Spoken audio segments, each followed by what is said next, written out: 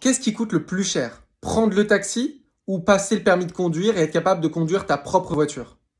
C'est une question hyper intéressante que tu dois te poser si jamais tu es une femme, que tu as envie de perdre du poids et que tu n'y arrives pas malgré avoir essayé peut-être plein de programmes, plein de régimes, plein de méthodes. Pourquoi c'est une question pertinente? Parce que à court terme, ça peut te paraître moins cher de prendre le taxi plutôt que de passer le permis de conduire. Ben oui, quand tu vas prendre le taxi pour faire un trajet, ça va te coûter combien? Ça dépend de la distance. Admettons que ça coûte même 50 euros ou même 100 euros selon le trajet.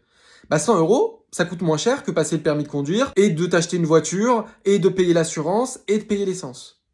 Maintenant, si tu as besoin de faire des trajets plusieurs fois par semaine, voire tous les jours, ça va très vite te coûter très cher de payer 100 euros pour chaque trajet en taxi.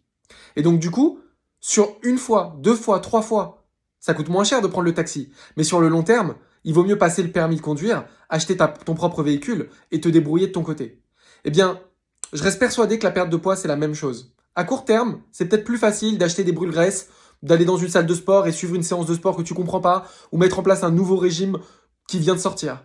Mais sur le long terme, ce qui fonctionne vraiment, eh bien, c'est de comprendre comment ça marche, c'est de passer le permis, non pas de conduire, mais le permis de la perte de poids. Et ça, je peux te l'enseigner, et si ça t'intéresse, envoie-moi méthode sur Instagram pour savoir justement comment je travaille.